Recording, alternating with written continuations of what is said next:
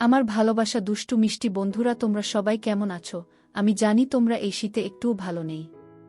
তাই তোমাদের মনকে গরম করার জন্য আমি সেতু চলে এসেছি নতুন একটি গরম গল্প নিয়ে। আজকের এই গল্পটি শুনলে তোমরা গরম হয়ে যাবে এবং তোমাদের পাইপ দিয়ে জল বের হয়ে যাবে। তাই গল্পটি শোনার আগে অবশ্যই হেডফোন ব্যবহার করো। তাহলে চলো আজকের গল্পটি শুরু করি। আমি ডাক্তারের রূপ নিয়ে আপাকে জিজ্ঞেস করলাম, তোমার কোথায় ব্যথা? আপা বলল, আমার কোমরে মাথায় ব্যথা। আমি আপাকে বললাম, আপা তোমার সকল ব্যথা ভালো হয়ে যাবে যদি তুমি আমার কথায় রাজি থাকো। আপা বলল, কি কথা? আমি বললাম, তোমার হাঁটুতে বা কোমরে একটা ওষুধ দিয়ে মালিশ করলে ভালো হয়ে যাবে, আর সেই মালিশটা আমার কাছে আছে। আপা বলল, আমি তো ব্যথামুক্ত হতে চাই। আমি আপাকে বললাম, তাহলে তুমি সোজা হয়ে শুয়ে পড়ো। তারপর আমি মালিশের নামে আপাকে সারা রাত ধরে যা করেছিলাম তা শুনলে তোমাদের মাথা গরম হয়ে যাবে। তাহলে আসল ঘটনাটি বলি। আপাকে চাকরির জন্য পাশের জেলায় গিয়েছিলাম। পাশের জেলা বলতে যে আহামারি দূর তা কিন্তু নয়, বাসে 1 ঘন্টার রাস্তা। সেখান থেকে ভ্যানে আর 10 মিনিট। গ্রামটা আমার পরিচিত, নামেদিও আগে কখনো যায়নি। তবে যাওয়ার আগে বাড়ি থেকে শুনে গিয়েছিলাম ওই গ্রামে আমাদের এক আত্মীয়ের বাড়ি। চাচা বাবার মাস্তুতো ভাই, ঘনিষ্ঠ কিন্তু দীর্ঘদিন যোগাযোগ নেই। ওই চাচাকে আমি দেখেছি, কিন্তু কখনো তাদের বাড়িতে যাওয়া হয়নি। ফেরার পথেই বিপত্তিটা ঘটল। বিপত্তি না বলে সৌভাগ্য বললেই বোধহয় ভালো হতো। দুপুরের প্রচণ্ড রোদে ভ্যানে করে ফিরছিলাম। গ্রামের রাস্তা যদিও কাঁচা রাস্তা, ফাঁকা ফাঁকা বাড়ি পড়ছিল, কিন্তু বিধি বাম কিছু দূর আসার পর ভ্যানের চাকা পাংচার। চোখে সরিষার ফুল দেখলাম। যদিও রাস্তার বেশি দূরের নয়, কিন্তু হাঁটা তো আমার পক্ষে সম্ভব নয়। ভ্যানওয়ালা বিরস মুখে বলল, ভাইজান ভাড়া দেওয়া লাগবে না। ক্লান্ত ঘামে ভেজা মুখটা দেখে মায়া লাগল, ভাড়ার চেয়ে বেশি দিলাম।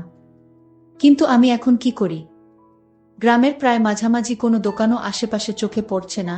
ভ্যানওয়ালা এখনো দাঁড়িয়ে আছে। তাকে বললাম চলে যেতে। সে যেতে যেতে বলল, অপেক্ষা করতে।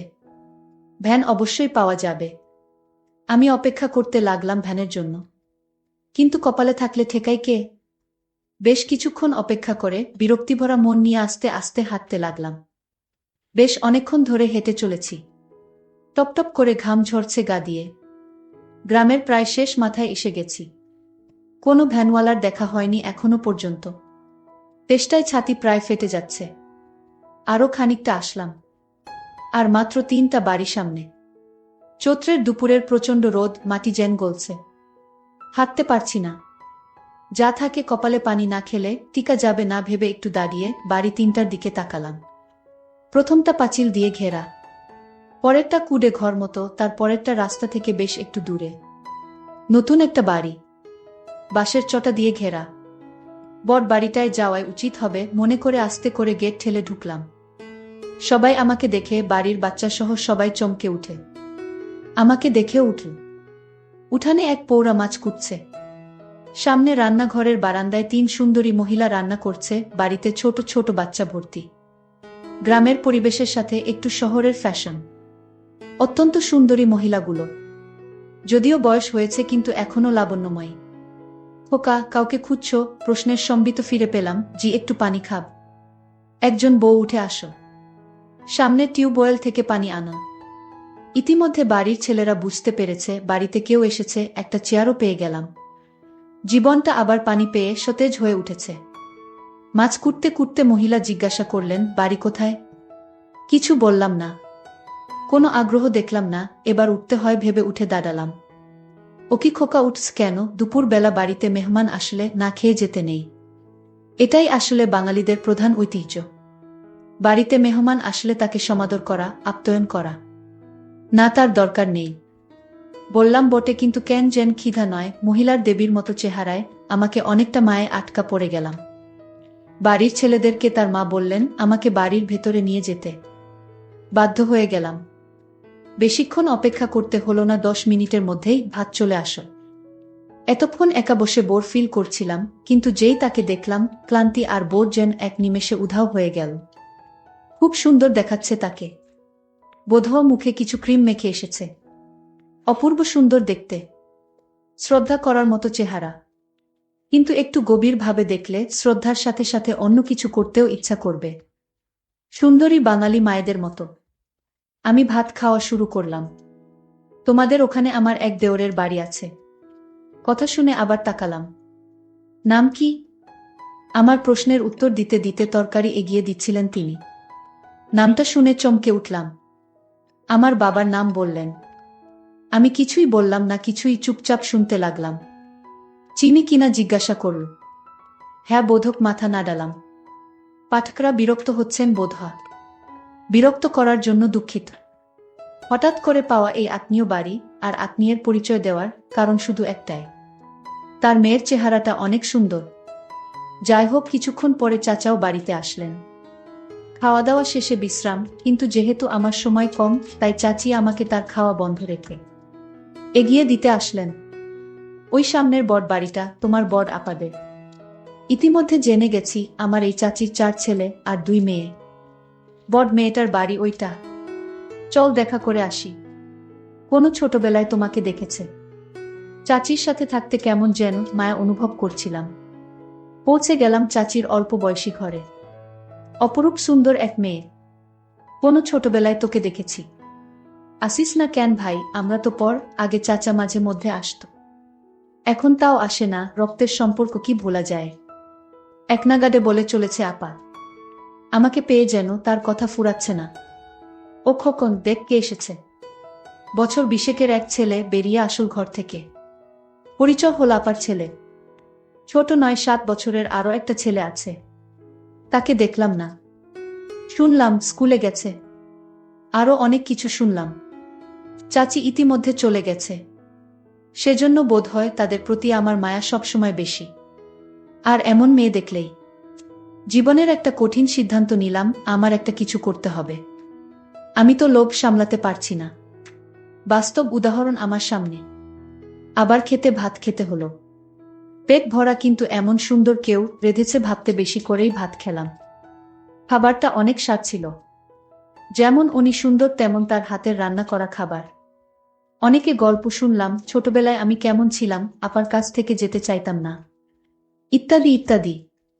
তবে সবচেয়ে মনোমুগ্ধকর যে কথাটা শুনলাম সেটা হলো, আপার বয়স যখন 14 তখন তার বিয়ে হয়েছিল। পরের বছর ছেলে, তারপরেরটা অনেক আসার পর দুলাভাই বিদেশ গেছে। 2 বছর আগে একবার বাড়ি যদিও এসেছিল, কিন্তু 1 মাসের বেশি থাকতে পারেনি। বড় ছেলেটাও বিদেশ ছিল, কিন্তু কি কারণে যেন বাড়িতে চলে এসেছে 3 মাস পরে। আবার যাবে। সমস্যা হচ্ছে তাই নিয়ে আমার কোনো যোগাযোগ আছে কিনা দালালদের সাথে, ইত্যাদি ইত্যাদি। কথা যেন শেষ হয় না আপার। কিন্তু আমার মনে তখন বইছে অন্য ঝড়। এত সুন্দরী মহিলার স্বামী আজ 7 বছর বিদেশে। উনি একা একা কিভাবে সময় পার করে ভাবতে লাগলাম। আপা বলতে লাগলেন, তারপরে আবার ছেলে নিয়ে বিপদে আছে, সহজ টার্গেট। কিন্তু কিছুক্ষণ পরেই আমার ভুল ভাঙল। মেয়েদের চোখ জহুরির চোখ। আমি তার ছোট ভাই, যে আমাকে ছোটবেলায় অনেক সময় সাথে নিয়ে ঘুরেছে। ভালোবাসে, আদর স্নেহের অভাব তার কাছে আমার জন্য নেই। চাচার বাড়িতে না থাকতে চাইলেও বোনের বাড়ি থেকে খুব সহজে বের হতে পারলাম না। বোনের পেতে দেওয়া বিছানায় বিশ্রাম নিতে হলো।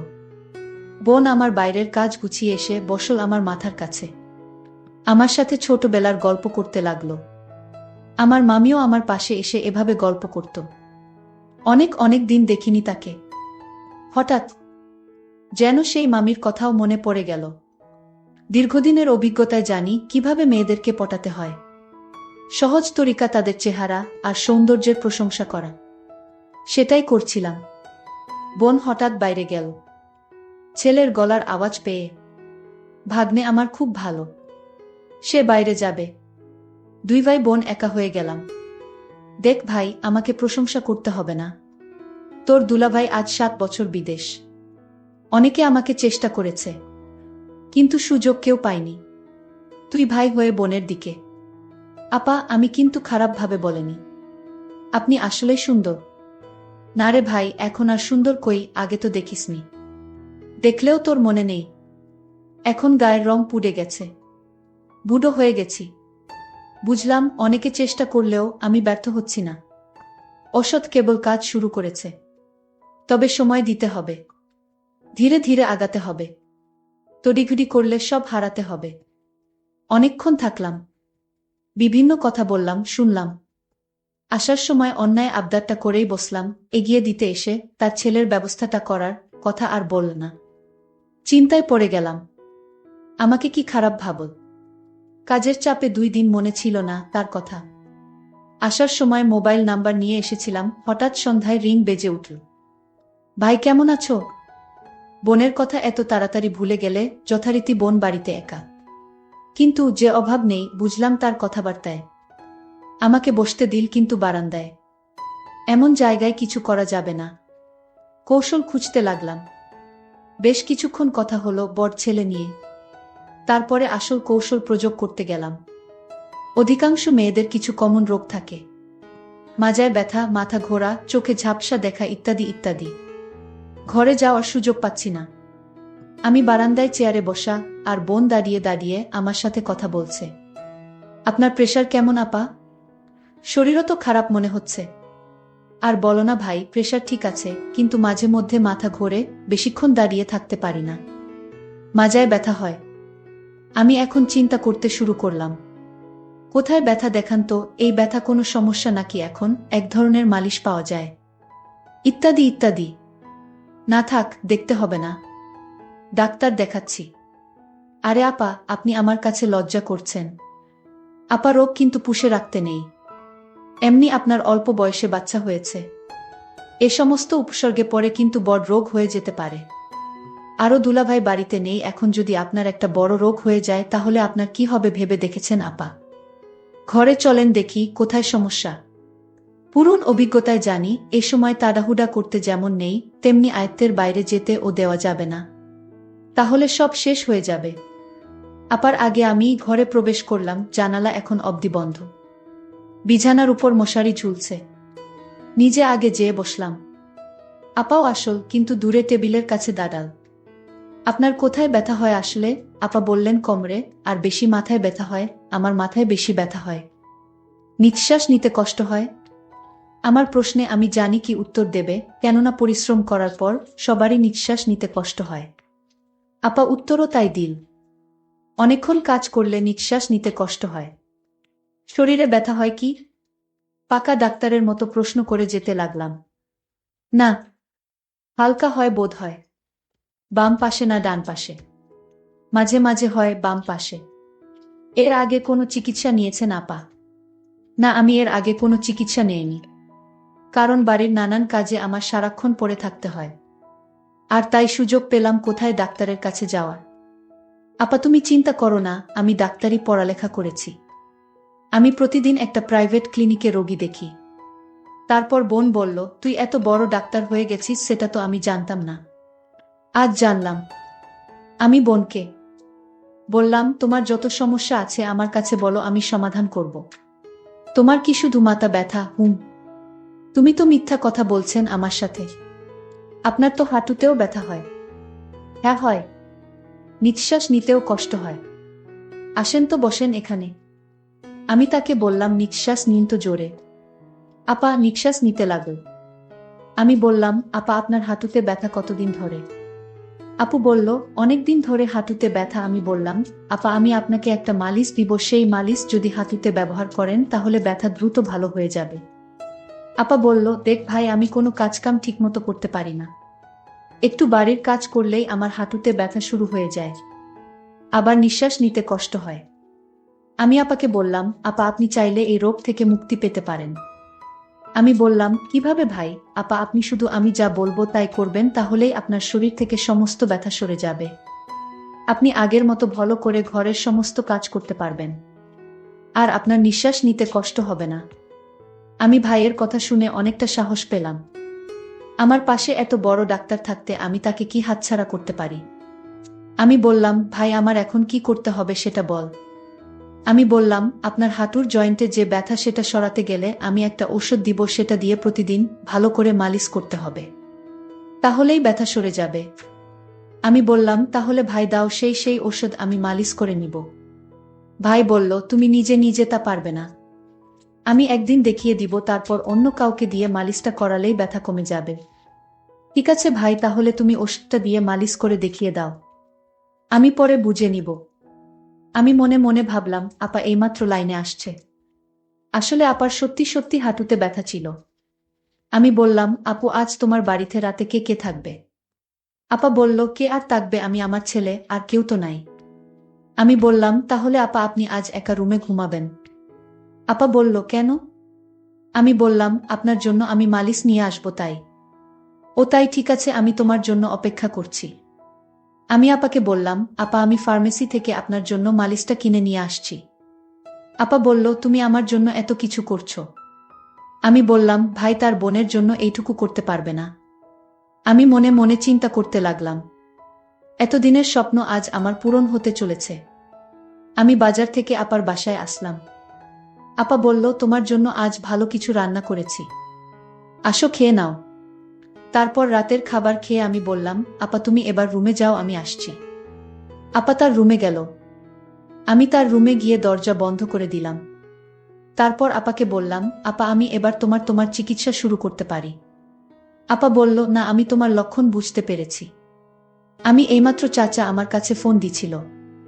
আমি চাচাকে বললাম, তোমার ছেলে নাকি ডাক্তার হয়ে গেছে। চাচা বলল, আরে কি বলো, ও তো মেট্রিক পাশ করেনি। তাহলে ও কি করে ডাক্তার হবে? ওর এসব ভণ্ডামি ছাড়া আর কিছুই নয়, ওর কথা তুমি বিশ্বাস করো না। আমি বললাম, আপা আসলে আমি। চুপ, তুই আর একটা কথাও বলবি না। তোর মতো মিথ্যাবাদীকে আমি কিছুইতে পছন্দ করি না। তুই এখন বের হয়ে যা। আমি তোকে অনেক বিশ্বাস করেছি, আর সেই বিশ্বাসের সুযোগ নিয়ে তুই আমার সাথে। ভাবতেই পারছি না। চলে যা আমার ঘর থেকে, তোর এই মুখ আর আমি দেখতে চাই না। আমি বাধ্য হয়ে আপার রুম থেকে বের হয়ে চলে আসলাম। আমার স্বপ্ন আর পূরণ হলো না। বন্ধুরা, আজকে গল্পটি কেমন লাগলো তা অবশ্যই কমেন্ট করে জানাতে ভুলবেন না। আর এরকম মজার মজার গল্প পেতে আমার চ্যানেলটিকে সাবস্ক্রাইব করে পাশে থাকবেন। ধন্যবাদ।